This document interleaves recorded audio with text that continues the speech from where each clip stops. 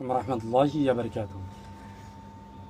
যে কারণে Donald Trump চীন সফরে যাচ্ছেন না। আপনারা জানেন যে ডোনাল্ড ট্রাম্প চীন সফরে যাওয়ার কথা ছিল।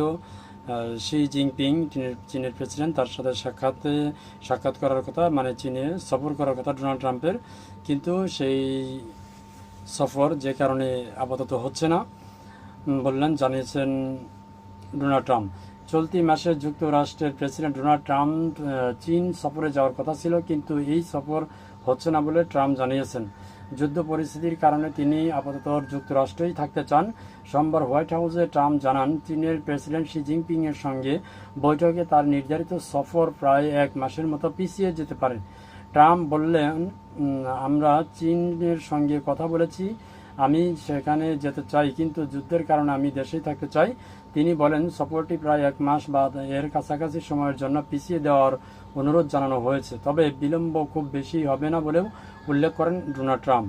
ট্রাম্প বলেন, আমি তার সঙ্গে দেখা করার অপেক্ষা আছি, কিন্তু আমাদের এখন যুদ্ধ চলছে। তার মানে এই ইরান ইসরায়েল যে যুদ্ধ, সেই যুদ্ধটা ট্রাম্প নিজের বলেই দাবি করছেন এখানে। তো এর আগে হোয়াইট হাউসে প্রেস সেক্রেটারি ক্যারোলাইন লেভিট সাংবাদিকদের জানিয়েছেন, ট্রাম্প চীন সফর বিলম্ব হওয়ার সম্ভাবনা রয়েছে। এদিকে ট্রাম্প চীনকে হরমুজ প্রণালী চালু করতে ভূমিকা রাখার আহ্বান জানিয়েছেন। অর্থাৎ হরমুজ প্রণালী দিয়ে যে হরমুজ প্রণালী যে আপাতত বন্ধ আছে, সেই হরমুজ প্রণালীতে যাতে তেলবাহী জাহাজ বা বিভিন্ন জাহাজ চলাচল করতে পারে, সেই জন্য চীনের প্রেসিডেন্ট শি জিনপিংয়ের কাছে আহ্বান জানিয়েছেন যাতে এটাকে সমাধান করার এটা চেষ্টা করে। অর্থাৎ শি জিনপিং তো চেষ্টা করলে পারবে, এখন সে আহ্বান জানিয়েছেন। শি জিনপিং এখন চেষ্টা করবে কিনা সেটা হচ্ছে বড় কথা।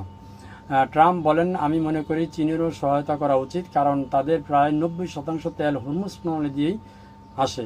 তো আসলে চীনের এই যুদ্ধে চীনের কিন্তু কোনো ক্ষয়ক্ষতি হচ্ছে না, কারণ চীনের জাহাজগুলো কিন্তু হরমুজ প্রণালী দিয়ে যাচ্ছে। চীনের জাহাজকে কিন্তু ইরান আঘাত করছে না, এটা কিন্তু বাস্তবতা।